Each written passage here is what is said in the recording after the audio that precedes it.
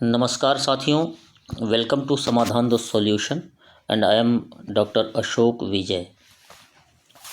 साथियों, हम बिहार शिक्षक भर्ती परीक्षा 2024 के बीपी यानी बीपीएससी टीआरई 3.0 के जीएस सेगमेंट की बात कर रहे हैं और इसमें भारतीय राष्ट्रीय आंदोलन एक महत्वपूर्ण टॉपिक है।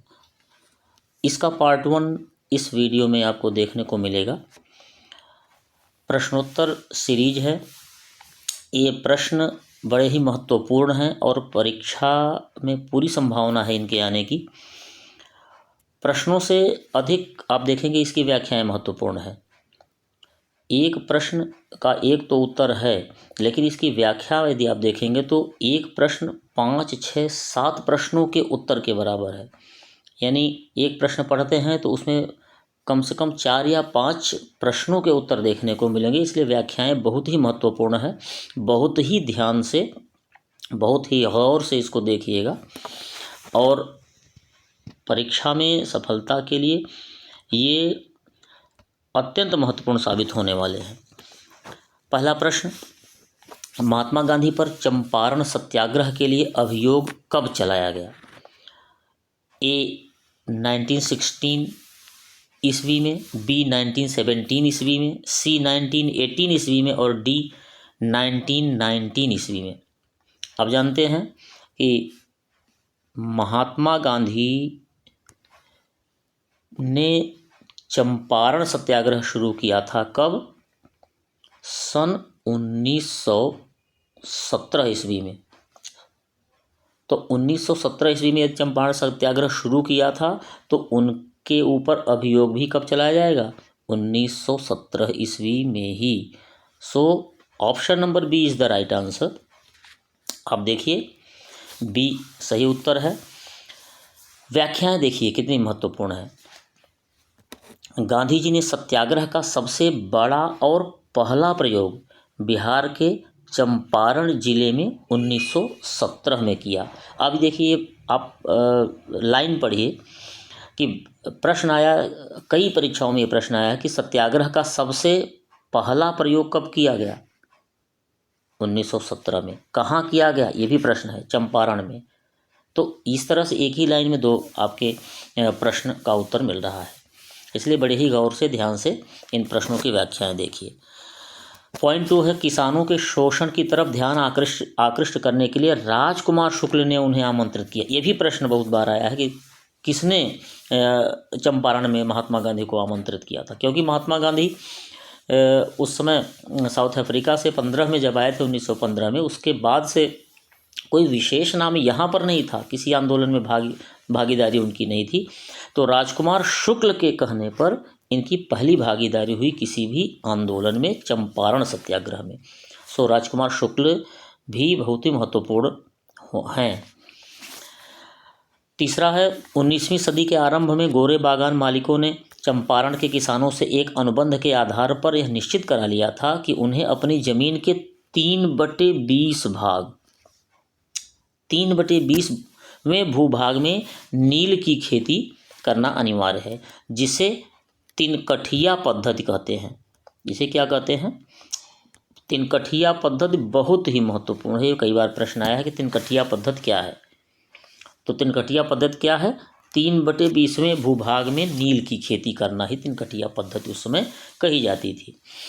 1917 में अभियोग चलाया गया था। ये सही बात है, प्रश्न का यही उत्तर है, क्योंकि 1917 में यह सत्याग्रह हुआ था।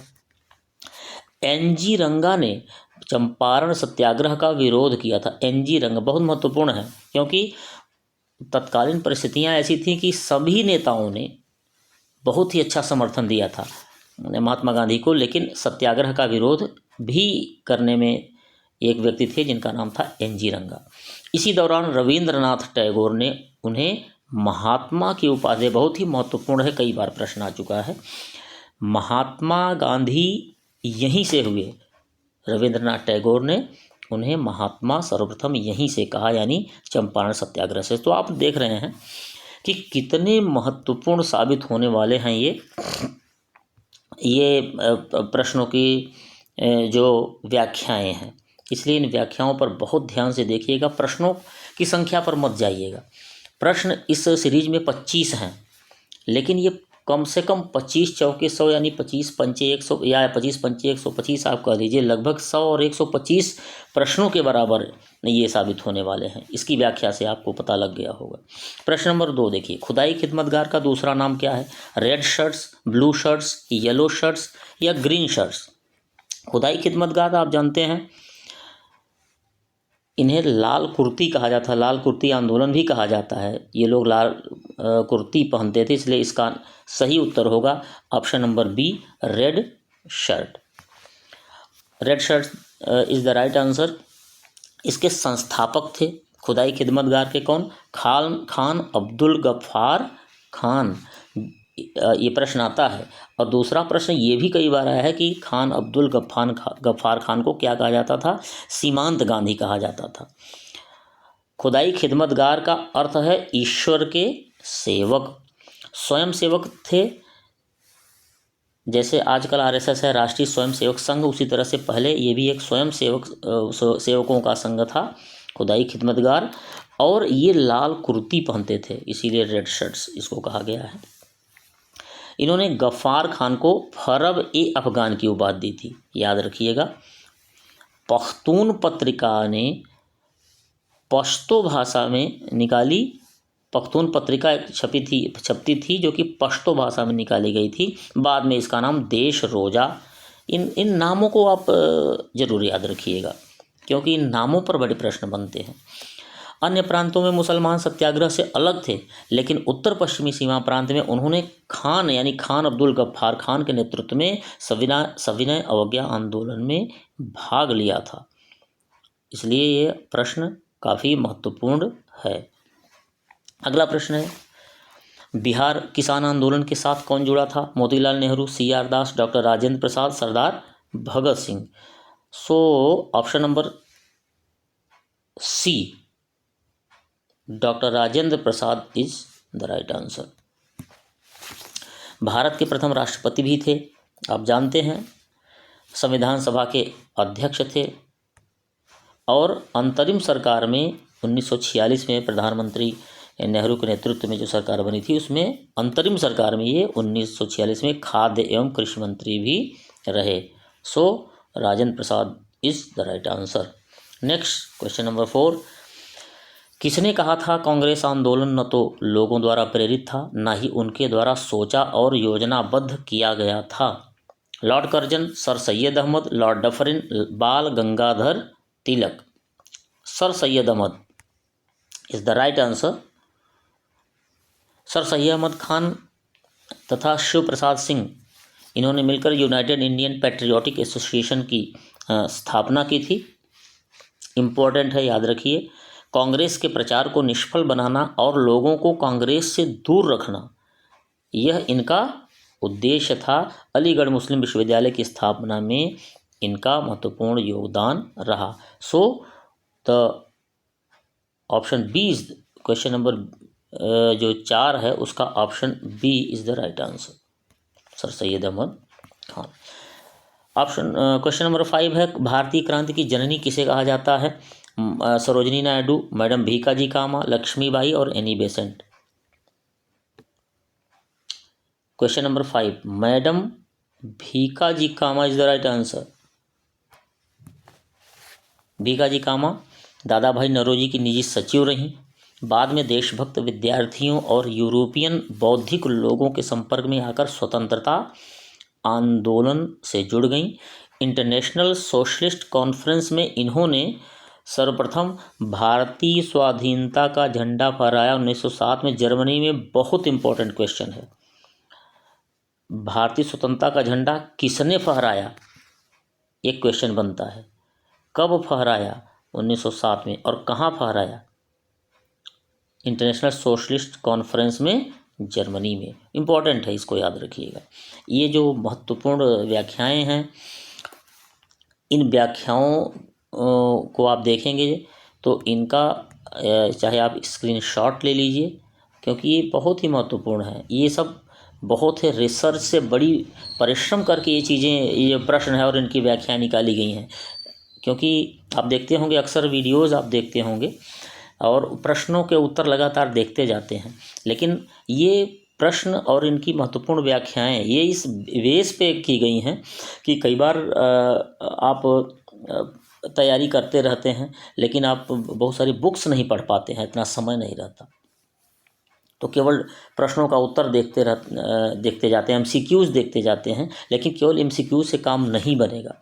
इसलिए इनमें इतनी बड़ी बड़ी व्याख्या दी गई हैं कि जिससे आप, अब जैसे आप इसी प्रश्न को देखिए कि इसमें भारतीय क्रांति की जननी किसे कहा गया, तो उत्तर मैडम भीकाजी कामा, बात खत्म हो गई, आगे बढ़ जाइए। लेकिन इसमें यह प्रश्न बहुत कई बार पूछा गया है, ये प्रश्न कि इन्होंने कहाँ सर्वप्रथम झंडा स्वाधीनता का कहाँ फहराया, जर्मनी में, और कब फहराया 1907 में, ये दोनों प्रश्न। और ये इंटरनेशनल सोशलिस्ट का किस कॉन्फ्रेंस में फहराया। इसलिए आप इन प्रश्नों को गौर से देखिए। और यदि आप अभी तक 5 प्रश्न आपने देख लिया है, यदि आपको ठीक लगता है तो इसको बिल्कुल बार बार देखिए और चैनल को सब्सक्राइब भी करिए, शेयर करिए और लाइक करिए, और मुझे एक मोटिवेशन मुझे भी मिले, और जिससे मैं मतलब अच्छा कर सकूं। ख़ास तौर से जब वीडियोज़ बना रहा हूं तो इसमें बढ़िया परिश्रम कर सकूं, अच्छा रिसर्च कर सकूं और अच्छी से अच्छी चीज़ें, बेहतरीन कंटेंट, क्वालिटेटिव वीडियोज़ आपके लिए ला सकूं। क्वेश्चन नंबर 6 है, आर्य समाज के संस्थापक कौन थे। सरल प्रश्न है, आप इसका उत्तर दे पाएंगे। Dayanand Saraswati, Rana day, Swami Vivekananda, Raja Rammohan Roy. Arya Samaj Dayanand Saraswati is the right answer. Dayanand Saraswati, जिनका बचपन का नाम मूलशंकर था, स्थापना आर्य समाज की 1875 में मुंबई में हुई। ये भी प्रश्न आता है। 1877 में मुख्यालय लाहौर स्थापित हुआ था। उद्देश्य क्या था? वैदिक प्राचीन धर्म की पुनः स्थापना करना। इन्होंने क्या कहा था? वेदों की ओर लौटो, वेदों की ओर लौटो, यानी प्राचीन वैदिक धर्म की पुनर्स्थापना करना और पश्चिमी सभ्यता से बचाव भी करना। So Dayanand Saraswati was the right answer. Question number 7 है, स्वराज मेरा जन्मसिद्ध अधिकार है और मैं इसे लेकर रहूंगा, यह वक्तव्य किससे संबंधित है? आप इस प्रश्न का भी उत्तर शायद आसानी से ही दे पाएंगे। महात्मा गांधी, सुभाष चंद्र बोस, लाला लाजपत राय और Bal Gangadhar Tilak. Tilak is the right answer, you know. Bal Gangadhar तिलक ने लखनऊ अधिवेशन 1916 में था, बहुत ही महत्वपूर्ण ये अधिवेशन था, लखनऊ अधिवेशन 1916। इस पर बहुत सारे प्रश्न बनते हैं। चरमपंथियों की वापसी हुई थी तथा तिलक और एनी बेसेंट के प्रयासों से कांग्रेस तथा मुस्लिम लीग के बीच समझौता हुआ था, जिसे लखनऊ समझौता या कांग्रेस लीग समझौता कहते हैं। किस अधिवेशन में, कांग्रेस के किस अधिवेशन में मुस्लिम लीग और कांग्रेस के बीच समझौता हो? ये प्रश्न बनता है कई बार, बहुत इंपॉर्टेंट प्रश्न है। गरम दल राज के ये नेता थे बाल पाल लाल, आप जानते हैं, बाल गंगाधर तिलक, लाला लाजपत राय, बिपिन चंद्र पाल, उनमें से ही एक थे। राजनीतिक उग्रवाद तथा आक्रामक राष्ट्रवाद में विश्वास था इनका। महाराष्ट्र में गणेश पूजन इन्होंने ही शुरू करवाया था। केसरी और मराठा का संपादन किया था। ये 2 ऐसे पत्र थे और बहुत ही महत्वपूर्ण है, ये भी परीक्षा में पूछे जाते हैं। केसरी और मराठा के संपादक कौन थे? सो इम्पॉर्टेंट प्रश्न था, इसको एक बार और देख लीजिएगा।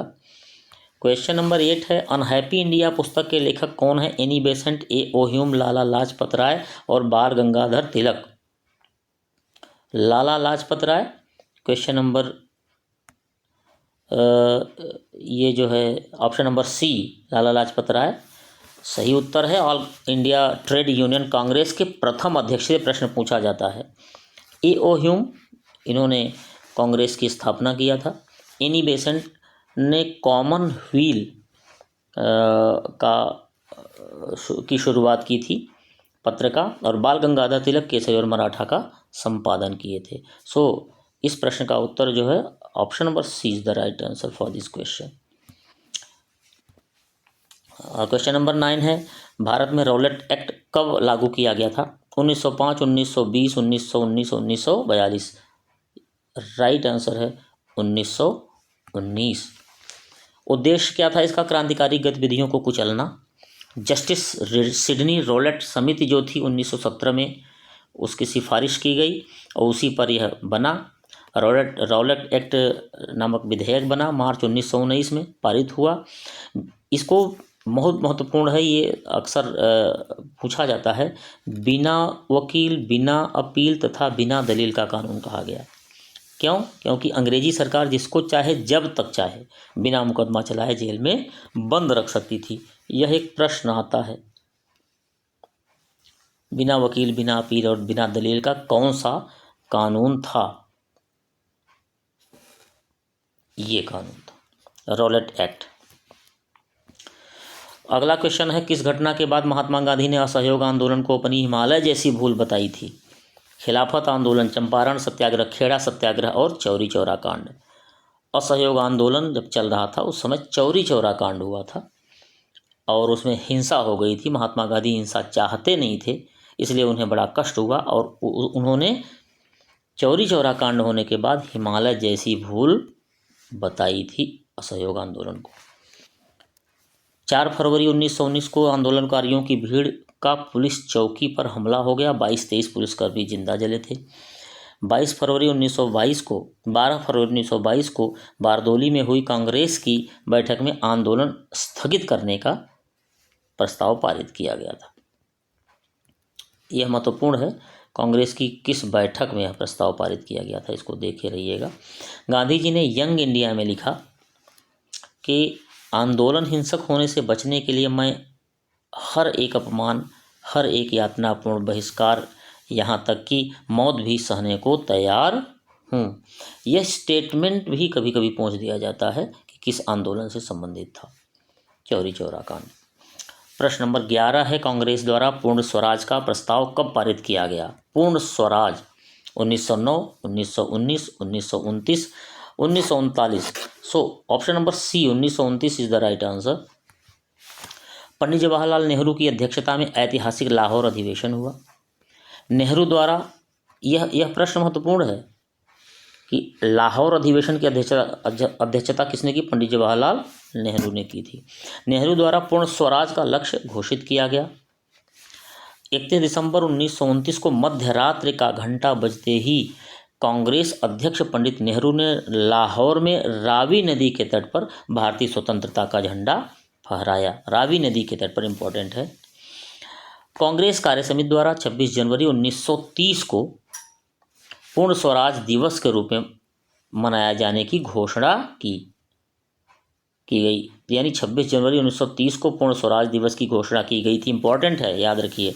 तथा 26 जनवरी को प्रत्येक वर्ष पूर्ण स्वाधीनता दिवस मनाया जाता है और आपको पता है इसीलिए 26 जनवरी को 1950 को ही भारत को गणतंत्र घोषित किया गया था, केवल इसी तारीख के वजह से। सर्वप्रथम 1921 के अहमदाबाद में हुए कांग्रेस अधिवेशन में मौलाना हसरत मोहानी ने पूर्ण स्वतंत्रता की मांग की। ये भी इम्पोर्टेंट है। मौलाना हसरत मोहानी ने पूर्ण स्वतंत्रता की मांग सर्वप्रथम की थी अहमदाबाद के कांग्रेस अधिवेशन में। पूर्ण स्वतंत्रता की मांग थी मौलाना हसरत मोहानी ने। और एक और इम्पॉर्टेंट चीज़ क्या की है कि हालांकि गांधी जी इसके पक्ष में नहीं थे, इसलिए ये चीज़ें याद रखिए कि गांधी जी इसके पक्ष में नहीं थे और मौलाना हसरत मोहानी ने पूर्ण स्वतंत्रता की मांग की थी। अगला क्वेश्चन है, तीनों गोलमेज सम्मेलनों में किसने भाग लिया था? आप जानते हैं कांग्रेस ने केवल द्वितीय गोलमेज सम्मेलन में भाग लिया था। तीनों में कौन भाग लिया था? महात्मा गांधी हो नहीं सकते क्योंकि कांग्रेस की तरफ से यही पक्ष रखते थे और ये केवल दूसरे में गए थे।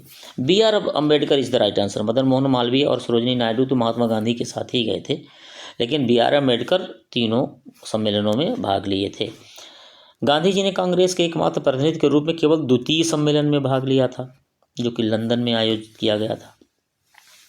ये इंपॉर्टेंट है, महात्मा गांधी ने किस सम्मेलन में भाग लिया? द्वितीय गोलमेज सम्मेलन में, याद रखिए। सरोजिनी नायडू तथा मदन मोहन मालवीय ने भी इसी सम्मेलन में हिस्सा लिया था, यानी द्वितीय वाले में। सांप्रदायिक समस्या पर विवाद जो हुआ यानी दलितों के लिए पृथक निर्वाचन मंडल की मांग के कारण द्वितीय सम्मेलन असफल रहा था। ये कारण याद रखिएगा, क्यों असफल रहा था? सांप्रदायिक समस्या पर विवाद हो गया था।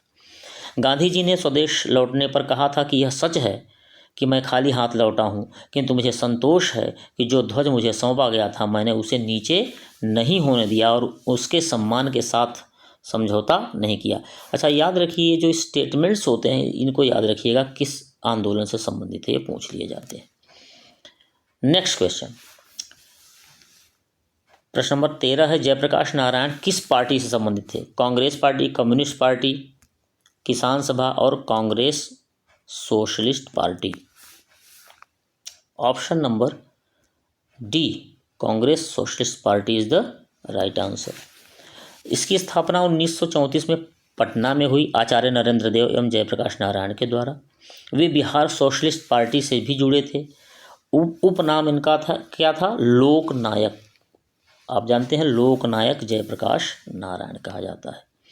12 अप्रैल 1946 को जेल यानी जो लाहौर के किले में बनाई गई थी से रिहा होने के बाद जयप्रकाश दिवस मनाया गया था, यानी 12 अप्रैल 1946 को।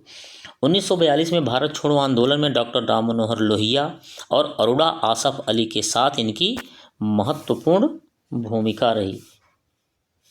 अरोड़ा आसिफ अली जो कि रेडियो का संचालन करती थी। 1974 में पटना के गांधी मैदान पर संपूर्ण क्रांति का आह्वान किया गया। बहुत महत्वपूर्ण है, याद रखिएगा। संपूर्ण क्रांति का आह्वान किसने किया? जयप्रकाश नारायण ने 1974 में पटना के ऐतिहासिक गांधी मैदान में, और इनको मरणोपरांत 1999 में भारत रत्न दिया गया। क्वेश्चन नंबर 14, इंडिया डिवाइडेड पुस्तक के लेखक कौन है? Doctor Rajendra Prasad, doctor B.R. Ambedkar, Pandit Jawaharlal Nehru, Maulana Abul Kalam Azad. So option number A, doctor Rajendra Prasad is the right answer. Bharat के विभाजन के विषय में यह पुस्तक है, 6 भागों में प्रकाशित है, और पंडित नेहरू द्वारा जो लिखी गई पुस्तक थी वो डिस्कवरी ऑफ इंडिया है। सो the answer was doctor Rajendra Prasad. Next question, Bharat छोड़ो आंदोलन का नेतृत्व किसने किया? Mahatma Gandhi, doctor B.R. अम्बेडकर, पंडित जवाहरलाल नेहरू और इनमें से कोई नहीं। यह प्रश्न बड़ा महत्वपूर्ण है। अक्सर हम जानते हैं कि भारत छोड़ो आंदोलन महात्मा गांधी ने प्रारंभ किया था, उनके नेतृत्व में हुआ था, लेकिन यह सही नहीं है। इसका सही उत्तर है इनमें से कोई नहीं। क्यों? क्योंकि भारत छोड़ो आंदोलन जैसे ही शुरू हुआ उसी रात में सारे बड़े नेताओं को गिरफ्तार कर लिया गया था। इनमें से कोई नहीं इसका आंसर है। वर्धा प्रस्ताव यानी भारत छोड़ो आंदोलन 8 अगस्त को स्वीकार किया गया, यानी घोषणा की गई थी। 8 अगस्त 1942 को मुंबई के ऐतिहासिक ग्वालियर टैंक मैदान में कांग्रेस की वार्षिक बैठक में, और 9 अगस्त 1942 को भारत छोड़ो आंदोलन प्रारंभ हुआ। ये दोनों तिथियां याद रखिएगा कि 8 अगस्त 1942 को स्वीकार किया गया यानी घोषणा की गई, और 9 अगस्त से प्रारंभ किया गया। सभी बड़े नेता गिरफ्तार कर लिए गए।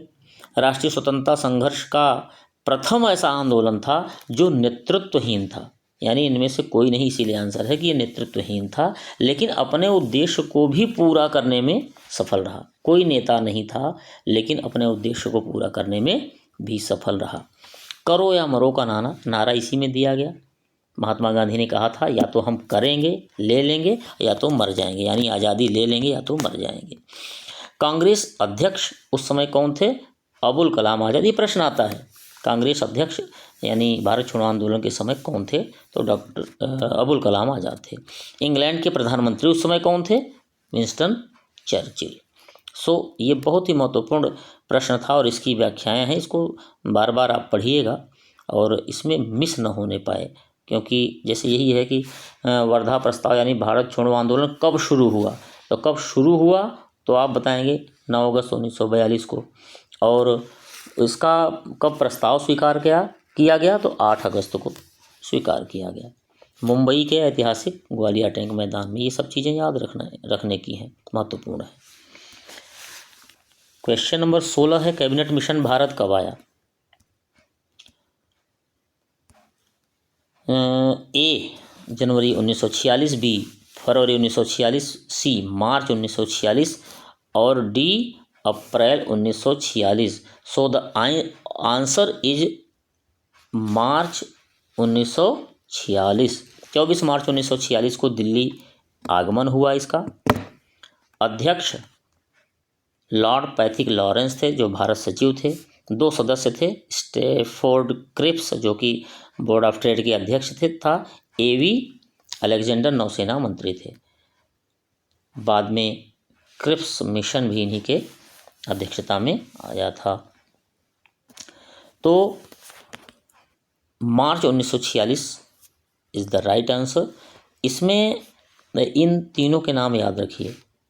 कई बार ये प्रश्न आया है कि कौन कौन से लोग इस मिशन में थे। तो क्रिप्स, अलेक्जेंडर और लॉर्ड पैथिक लॉरेंस, ये 3 लोग थे। नेक्स्ट, झंडा गीत के लेखक कौन है? मैथिली शरण गुप्त, श्यामलाल गुप्त पार्षद, रविंद्रनाथ टैगोर और बंकिम चंद्र चटर्जी। ऑप्शन बी श्यामलाल गुप्त पार्षद इज द राइट आंसर। झंडा गीत इन्होंने लिखा था और बहुत ही महत्वपूर्ण हुआ और कई महत्वपूर्ण तिथियों पर, स्थानों पर गाया गया। क्वेश्चन नंबर 18,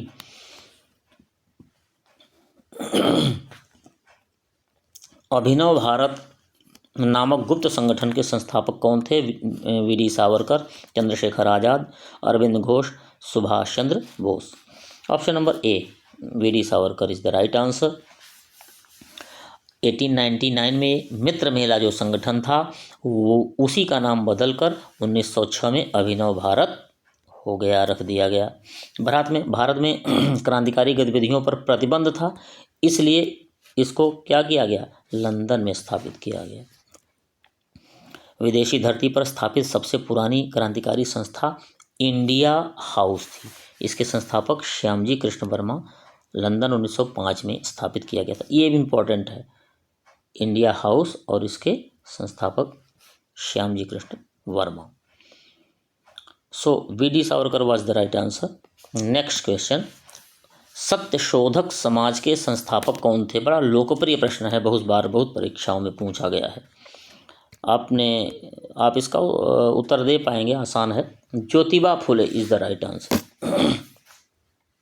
ज्योतिबा फुले, इनकी बहुत चर्चित और प्रसिद्ध पुस्तक थी गुलामगिरी, 1872 में प्रकाशित हुई थी। इन्होंने पाखंडवाद व अवसरवादी धर्मग्रंथों से निम्न जातियों की रक्षा पर बल दिया था और सत्यशोधक समाज की स्थापना 1873 में हुई। So Jyotiba Phule is the right answer. Next 20th question, Bharatiya राष्ट्रीय कांग्रेस के प्रथम अधिवेशन में कितने प्रतिनिधियों ने भाग लिया? 65, 72, 82 और 102। 72, yes, option number B 72 is the right answer. भारतीय राष्ट्रीय कांग्रेस की बात करें तो सबसे जो महत्वपूर्ण संस्थाओं में योगदान देखेंगे तो भारतीय राष्ट्रीय आंदोलनों में और भारतीय स्वतंत्रता में प्राप्ति में, तो उसमें भारतीय राष्ट्रीय कांग्रेस का ही नाम आता है। इसकी स्थापना 1885 में A.O. ह्यूम द्वारा की गई। वह एक ब्रिटिश रिटायर्ड ऑफिसर थे। प्रथम अधिवेशन इसका गोकुलदास तेजपाल संस्कृत विद्यालय मुंबई में हुआ 28 से 30 दिसंबर 1885 को। इसमें 72 प्रतिनिधियों ने भाग लिया, जो कि इस प्रश्न का उत्तर है। प्रथम अध्यक्ष WC बनर्जी, व्योमेश चंद्र बनर्जी थे और प्रथम महासचिव स्वयं इसके संस्थापक A.O. ह्यूम थे। द्वितीय अध्यक्ष भी याद रखें, दादा भाई नौरोजी 1986 थे। दादा भाई नौरोजी को grand old man of India भी कहा जाता था है। इनकी प्रसिद्ध पुस्तक कौन सी थी? ड्रेन ऑफ वेल्थ, निष्कासन थ्योरी इन्होंने दिया था। नेक्स्ट क्वेश्चन है, भारत सेवक समाज के संस्थापक कौन थे? गोपाल कृष्ण गोखले, महादेव गोविंद रानाडे, सुरेंद्रनाथ बनर्जी और Lala Lajpat Rai. Option number A Gopal Krishna Gokhale is the right answer. इसकी स्थापना सर्वेंट्स ऑफ इंडिया सोसाइटी की कब की गई? 1905 में। ये प्रश्न भी बहुत बार पूछा गया है कि सर्वेंट्स ऑफ इंडिया सोसाइटी के संस्थापक कौन थे? गोपाल कृष्ण गोखले। इसका मुख्य उद्देश्य था भारत सेवा के लिए प्रचारक तैयार करना और संवैधानिक रूप से भारतीय जनता के सच्चे हितों को प्रोत्साहन देना। यह एक उदारवादी नेता थे गोखले जी। न्यायप्रियता में विश्वास रखते थे, साधन और साध्य दोनों की पवित्रता में विश्वास रखते थे और इन्हीं विश्वासों के कारण गांधी जी ने इन्हें अपना राजनीतिक गुरु भी बना लिया था। गांधी जी के राजनीतिक गुरु थे? प्रश्न आ सकता है, याद रखिएगा। नेक्स्ट 22 क्वेश्चन नंबर 22, विभाजन हमारे ऊपर बम की तरह गिरा। बंग भंग के बाद यह किसका वक्तव्य था? बंगाल का विभाजन के बाद यह वक्तव्य आया था किसका? गोपाल कृष्ण गोखले का, विपिन चंद्र पाल का, सुरेंद्रनाथ बनर्जी का या लाला लाजपत राय का? बंग भंग है, Surendranath Banerjee is the right answer. विभाजन 20 जुलाई 1905 को लॉर्ड कर्जन के काल में हुआ था। यह प्रश्न आता है कि बंगाल का विभाजन के समय गवर्नर जनरल कौन था? Lord Curzon. उद्देश्य क्या था इसका, इस विभाजन का? बंगाल में फैल रहे राष्ट्रवाद को विभाजित करना था, तोड़ना था। अंग्रेजों ने तो इसका कारण कुछ और बताया था, लेकिन असली कारण यह था कि राष्ट्रवाद को तोड़ना था।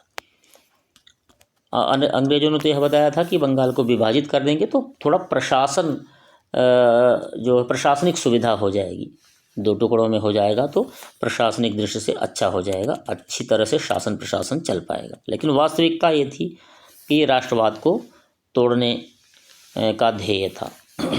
7 अगस्त 1905 को कोलकाता के टाउन हॉल में ऐतिहासिक स्वदेशी आंदोलन की घोषणा हुई। यह भी प्रश्न आता है कि बंग भंग के बाद कौन सा आंदोलन प्रारंभ हुआ? स्वदेशी आंदोलन।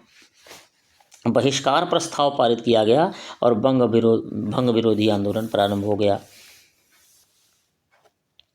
16 अक्टूबर 1905 को बंगाल विभाजन प्रभावी हुआ। इस दिन को रविंद्रनाथ टैगोर ने रक्षाबंधन के रूप में मनाने का परामर्श दिया था। ये याद रखिएगा, 16 अक्टूबर को बंग भंग प्रभावी हुआ था। 16 अक्टूबर को बंग भंग प्रभावी हुआ था और हुआ कब था विभाजन? 20 जुलाई 1905 को, यानी विभाजन हो गया था लेकिन प्रभावी कब हुआ? 16 अक्टूबर 1905 को। दोनों तिथियां याद रखिएगा। नेक्स्ट क्वेश्चन है, हिंदुस्तान रिपब्लिकन एसोसिएशन की स्थापना कब हुई? 1921 में, 22 में, 23 में या 24 में? आप जानते होंगे ये चारे किससे संबंधित है? सबसे प्रमुख नेता इसके कौन थे? चंद्रशेखर आज़ाद। 1924 में इस संगठन की स्थापना हुई थी। इसका मुख्य उद्देश्य था देश में संगठित ढंग से क्रांतिकारी आंदोलन का संचालन करना। संस्थापक सदस्य थे मुख्य रूप से चंद्रशेखर आज़ाद, रामप्रसाद बिस्मिल, सजेंद्र सान्याल व अन्य लोग भी थे। So the right answer is 1922। Next question, सरफरोशी की तमन्ना के लेखक कौन है? आप ये गीत जानते होंगे, सरफरोशी की तमन्ना अब हमारे दिल में है, देखना है जोर कितना बाजुए कातिल में है। तो इस गीत को किसने लिखा था? चंद्रशेखर आज़ाद, बिस्मिल, भगत सिंह और राजगुरु। गाते तो सब थे और बड़े दीवाने मस्ताने जो क्रांतिकारी थे वो सभी गाते थे, लेकिन इस गीत के लेखक थे बिस्मिल जी। याद रखिएगा, बिस्मिल से विस्मृत मत हो जाइएगा, वो राम प्रसाद बिस्मिल नहीं है, ये दूसरे बिस्मिल हैं, बिस्मिल अजीमाबादी। और कई बार यह राम प्रसाद बिस्मिल का ऑप्शन भी दे देता है भ्रमित करने के लिए, तो भ्रमित मत होइए, बिस्मिल केवल हैं या बिस्मिल अजीमाबादी होंगे। राम प्रसाद बिस्मिल, ट्रिक मत कीजिएगा। इनका वास्तविक नाम था Syed Shah Mohammad Hasan. Now the last question, 25वां प्रश्न, और इस वीडियो का अंतिम प्रश्न है, गदर पार्टी की स्थापना कब हुई? यह भी बहुत लोकप्रिय प्रश्न है, कई परीक्षाओं में कई बार पूछा गया है। गदर पार्टी की स्थापना कब हुई? 1913, 1914, 1915 और 1916। लास्ट प्रश्न, 1913 में मुख्यालय इसका सैन फ्रांसिस्को अमेरिका में था। नेता कौन थे? मुख्य नेता सोहन सिंह भाखना थे। लेकिन इससे जो जुड़ाव था, जो अक्सर इस संगठन से जुड़ाव, यानी गदर पार्टी से जो जुड़ाव माना जाता है, मुख्य पथ प्रदर्शक थे वो कौन थे? लाला हरदयाल थे। मूल संस्था थी Hindustan Association of the Pacific Coast. ये मुख्य जो मूल संस्था थी वो थी कौन?